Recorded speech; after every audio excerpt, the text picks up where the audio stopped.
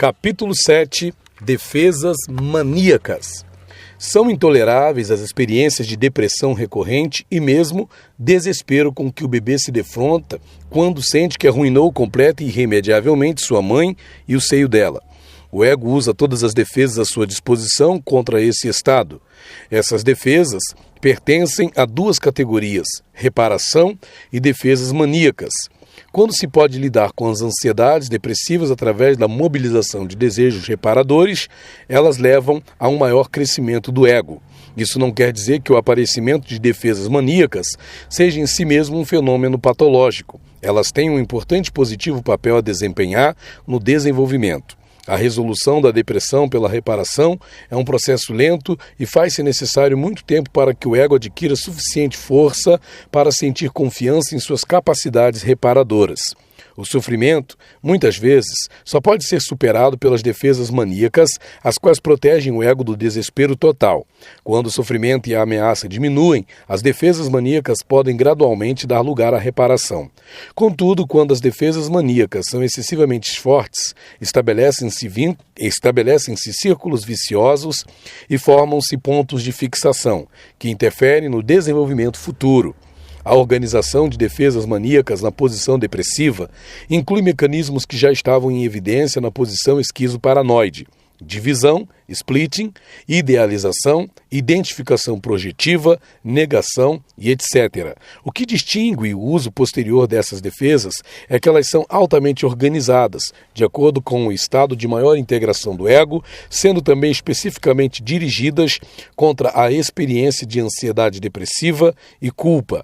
Essa experiência depende do fato de o ego ter alcançado uma nova relação com a realidade. O bebê descobre sua dependência de sua mãe, seu sentido de valorizá-la e, juntamente com essa dependência, descobre sua ambivalência e experimenta intensos sentimentos de medo de perda, luto, anseio e culpa em sua relação com esse objeto externo e interno. É contra toda essa experiência que a organização da defesa maníaca se dirige.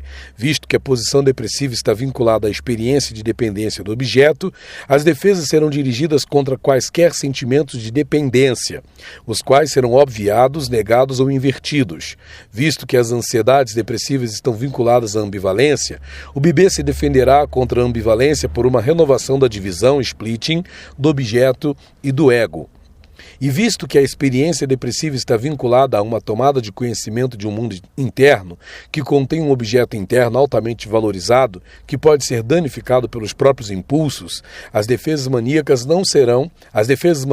serão usadas contra qualquer experiência de ter um mundo interno ou de conter nele quaisquer objetos valorizados, bem como contra qualquer aspecto da relação entre o eu, self, e o objeto que ameace conter dependência, ambivalência e culpa.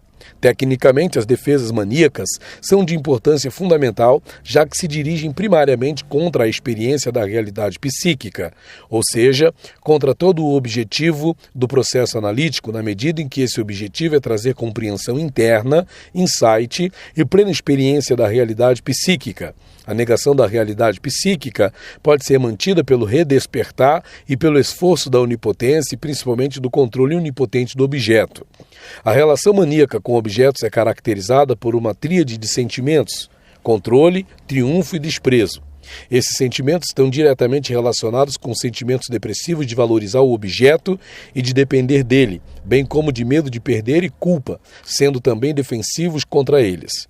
O controle é um modo de negar a dependência, de não reconhecê-la e, contudo, de compelir o objeto a preencher uma necessidade de dependência, visto que um objeto que é totalmente controlado é, até certo ponto, um objeto com o qual se pode contar. O triunfo é uma negação dos sentimentos depressivos de valorizar e de se importar. Vincula-se à onipotência e apresenta dois importantes aspectos.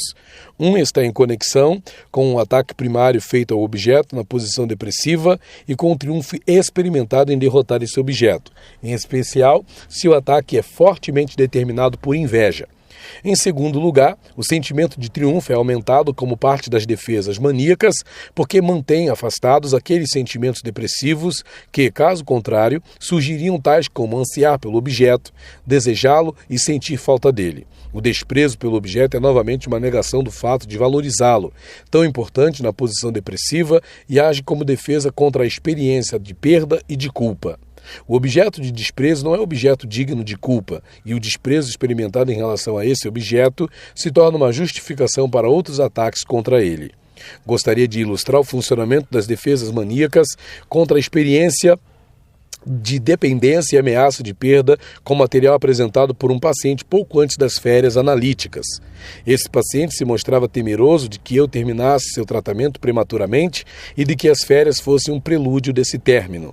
Em suas associações, referia-se frequentemente à sua história de alimentação insatisfatória e ao fato de que sua mãe o amamentara ao seio somente por 1 ou 2 dias. Defendia-se contra sua ansiedade através de defesas maníacas. Homem de negócios de meia-idade, era em geral bem-sucedido neles. Nessa época conseguira fazer vários negócios particularmente bons. Tinha fantasias de se aposentar e de viver no estrangeiro, onde eu o visitaria durante as férias e seria generosamente acolhida. Logo depois de mencionar essa fantasia, relatou o sonho que se segue. Ia a um bar e no caminho encontrou a senhora X, a senhorita X, com quem tivera um breve caso amoroso vários anos antes.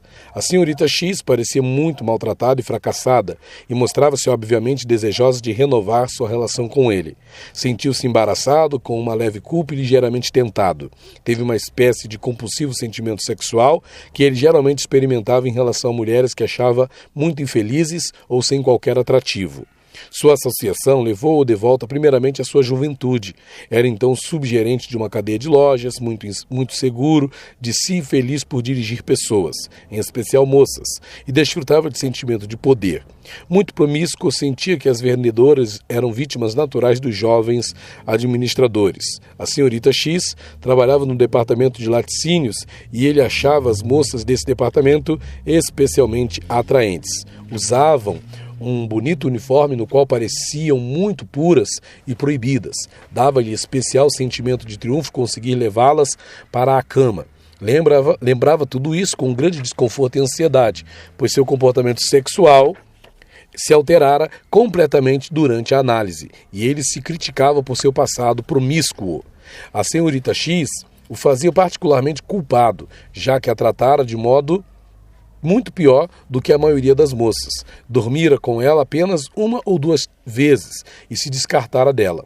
Interpretei que as moças que trabalhavam no departamento de laticínios representavam a mãe que amamentava ao seio, que o alimentara apenas 1 ou 2 vezes. E interpretei seu relacionamento com a senhora X como sua retaliação em relação à sua mãe. Como o bar do sonho era o bar da esquina da rua onde eu morava, interpretei que a senhorita X na transferência também era eu mesma, e estabeleci uma ligação entre o sonho e a fantasia do paciente de me encontrar e receber no estrangeiro. Por trás do desejo de me acolher generosamente estava o desejo tanto de inverter a situação de dependência, eu me tornar pobre e desfavorecida e desejar renovar meu conhecimento com ele, quanto de obter vingança. O paciente riu subitamente e disse que percebia porque a senhorita X estava associada em sua mente à senhora Y, a senhorita Y, outra moça com quem também tivera, em outro período de sua vida, um breve caso amoroso. Diferentemente de outras namoradas suas, que geralmente eram altas e atraentes, essas duas eram bem pequenas e de seios enormes, combinação que as fazia parecer quase ridículas. Pensou que para ele talvez não fossem nada além de uma vagina ligada a seios. Pensou então que o fato de elas serem tão pequenas devia significar que representavam uma prima, muitos anos mais nova do que ele, com a qual tivera brincadeiras sexuais na infância. Interpretei que, em sua fantasia, ele atribuiu o seio de sua mãe à menina, de modo a se proteger contra uma experiência de dependência com a ameaça de perda que esta implicava. Se atribuísse os seios à menina, poderia possuí-los, controlá-los, puni-los, triunfar sobre eles, e seria capaz de usá-los sem nunca ter de experimentar sua dependência deles. Pode-se ver nesse material o modo como as defesas maníacas do paciente protegem-no contra a depressão. Ele se defronta com a perspectiva de separação, na qual podia experimentar a extensão de sua dependência, ambivalência e perda. Lida com isso fantasiando que na pessoa de sua prima, o protótipo de todos os seus objetos sexuais posteriores, ele possui o seio. Ele nega completamente o amor, a dependência e a culpa, com os quais lida através da desvalorização e da divisão, splitting.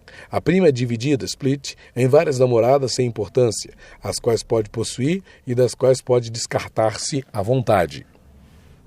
O triunfo, enquanto característica principal de um sistema de defesas maníacas, é mostrado no material que se segue, apresentado por outro paciente que também era uma personalidade maníaca típica.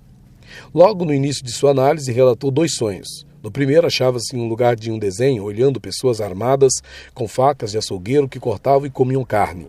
Embora não pudesse ver exatamente o que estavam comendo, viu muitos cadáveres espalhados em redor e suspeitou de que, na verdade, estivessem comendo carne humana. No segundo sonho, na mesma noite, achava-se sentado no escritório à mesa do patrão. Sentia-se diferente, grande, gordo e pesado, como se tivesse feito uma grande refeição. O paciente estabeleceu um elo entre os 2 sonhos e se deu conta de que devia ser ele mesmo quem comia carne humana. Devia ter comido seu patrão, que representava seu pai, e assim chegar a sentar-se na cadeira do patrão, sentindo-se tão estranhamente grande e pesado. Esses sonhos ilustram o que Freud quis dizer com festa maníaca. O objeto é devorado e faz-se a identificação com ele, sem que sejam experimentadas nem perda nem culpa. No primeiro sonho, o paciente lidou claramente com a culpa através da projeção. Alguns dias depois, o paciente relatou um sonho que ilustra tanto as defesas maníacas quanto a situação depressiva subjacente.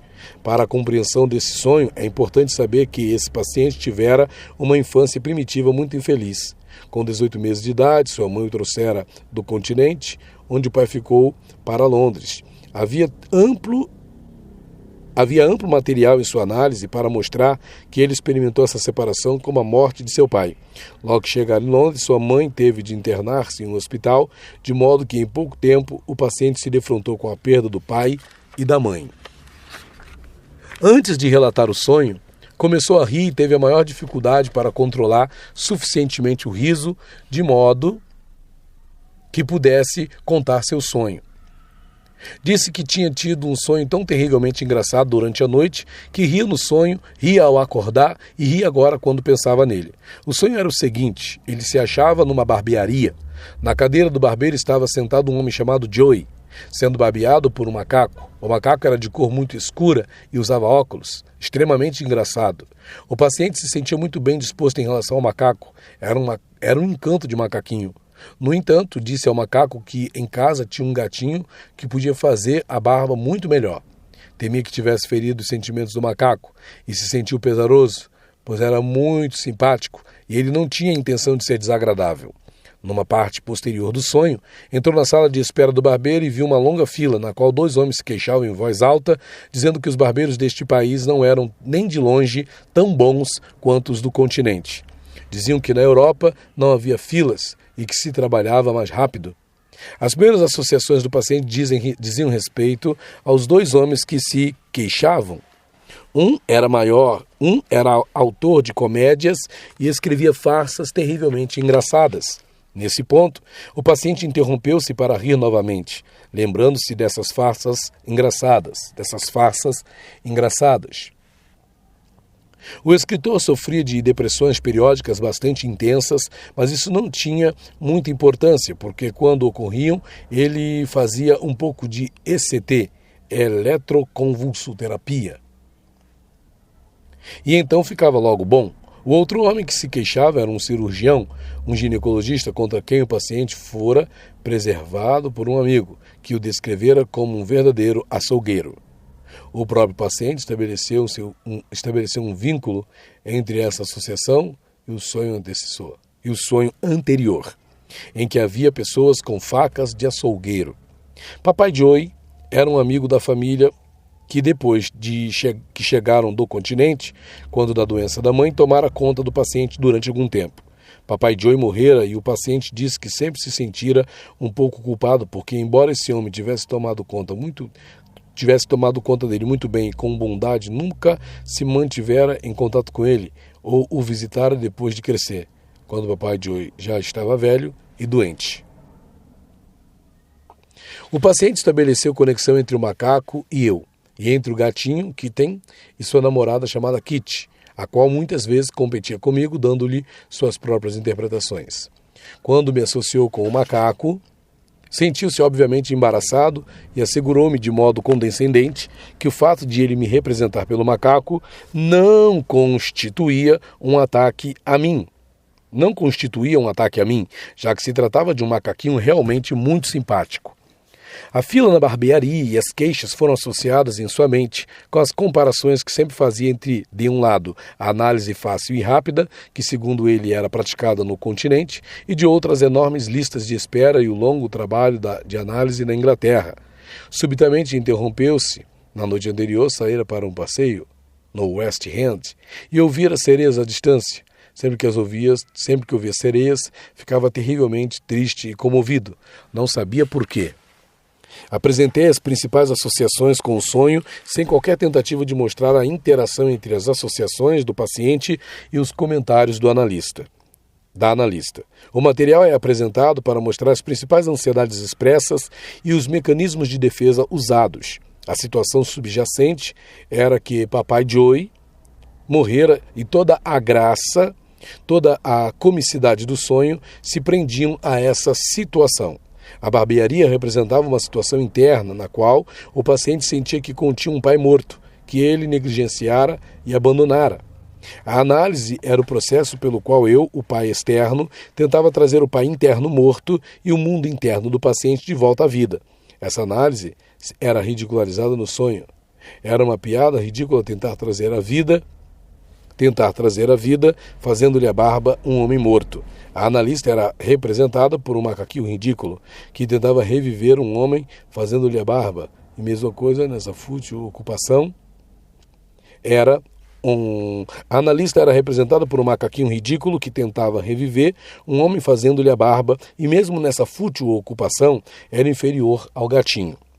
Toda a situação de depressão e culpa em relação ao objeto interno morto era completamente negada, assim como era também negada a dependência do paciente em relação ao pai analista externo. Essa dependência era, de fato, enorme, de uma vez que era de sua analista que o paciente dependia para se salvar de sua desesperada situação interna.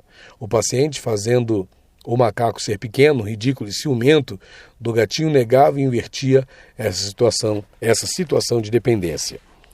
A primeira parte do sonho mostra a negação do amor, luto e culpa em relação à figura interna e da dependência em relação à figura externa. Na parte seguinte do sonho, relacionada com a fila, estão representadas outras defesas, em especial divisão, splitting. Identificação projetiva. Os dois homens que se queixavam representam partes expelidas, split off, e projetadas de própria personalidade do paciente. O cirurgião açougueiro representa os impulsos assassinos do paciente em relação a seu pai, o que tinha ficado claro nos sonhos anteriores. Além disso, sendo ele ginecologista, introduz as ansiedades do paciente em relação à sua mãe, que apareceram em primeiro plano em sessões posteriores. O segundo homem, associado com o escritor cômico, representa a profunda depressão do paciente, bem como suas negações maníacas. De fato, o paciente achava seu sonho tão engraçado quanto as farsas do escritor. Análise. Ambas as partes de sua personalidade, a que odeia e a deprimida, são projetadas e expelidas, split off, uma da outra. Mesmo na forma projetada, o paciente não pode permitir um vínculo entre o ódio e o assassínio do pai e a depressão resultante. Também a depressão do escritor é negada. Ele fica inteiramente bom. Contudo, na última parte do sonho, a negação se enfraquece. Também a depressão... O segundo homem associado com o escritor cômico representa a profunda depressão do paciente, bem como suas negações maníacas. De fato, o paciente achava seu sonho tão engraçado quanto as farsas do escritor. Ambas as partes de sua personalidade, a que odeia e a deprimida, são projetadas e expelidas, split off, uma da outra, mesmo na forma projetada. e paciente não pode, o paciente não pode permitir um vínculo entre o ódio e o assassínio do pai e a depressão resultante. Também a depressão do escritor é negada. Ele fica inteiramente bom. Contudo, na última parte do sonho, a negação se enfraquece, visto que os homens se queixam de ter de esperar. Por trás da denegação dos ataques e da crítica, há uma admissão parcial de dependência.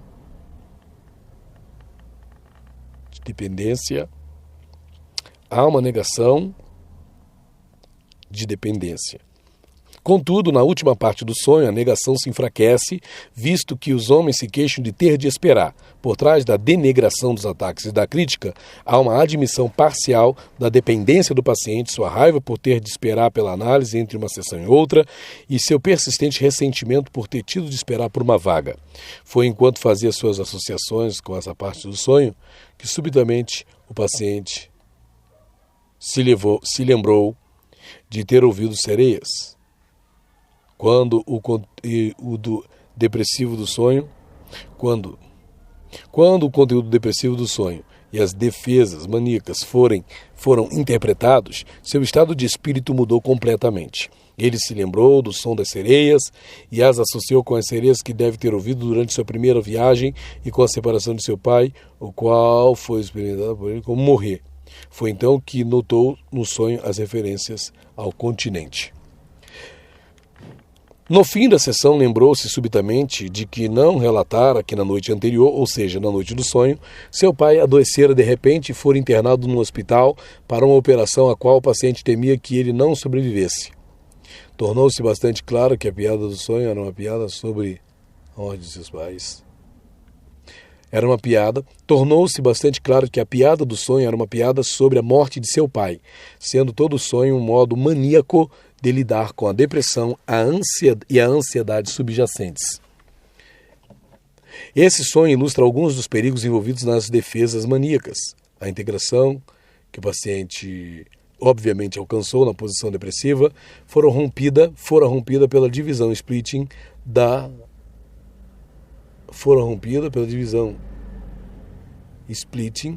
de seu objeto e de seu ego. A integração que o paciente obviamente alcançou na posição depressiva fora rompida pela divisão, splitting, de seu objeto e de seu ego. Mecanismos projetivos empobreceram-no a relação do objeto moral. A relação de objeto total estava ameaçada. A figura do macaco era inumana. Uma regressão parcial à relação de seu objeto caso. A relação do objeto total estava ameaçada, a figura do macaco era inumana. Uma regressão parcial de objeto. Uma regressão parcial à relação de objeto parcial. A fim de manter a negação de sua ansiedade depressiva e de sua culpa, ele também tinha de negar sua preocupação com o objeto, e isso levava a uma renovação do ataque ao objeto, triunfava sobre seu pai e atacava-o novamente com desprezo e ridicularização.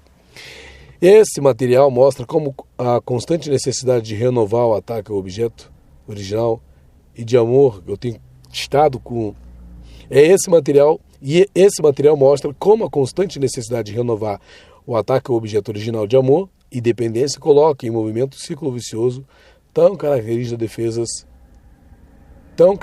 das defesas maníacas. Na posição depressiva, o objeto é originalmente atacado. Esse material mostra como a constante necessidade de renovar o ataque ao objeto original de amor e dependência coloca em movimento o ciclo vicioso tão característico das defesas maníacas. Na posição depressiva, o objeto é originalmente atacado de forma ambivalente. Quando nessa situação culpa e perda não podem ser suportadas, as defesas maníacas entram em cena. O objeto então é tratado com desprezo, controle e triunfo.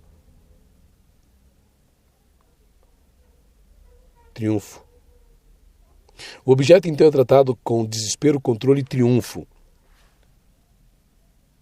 O objeto, então, é tratado com desprezo, controle e triunfo. As atividades reparadoras não podem ser levadas a efeito e os ataques, sempre renovados, aumentam tanto a destruição do objeto quanto sua retaliação vingativa, aprofundando assim as ansiedades depressivas e tornando a situação depressiva subjacente cada vez mais sem esperança e perseguidora.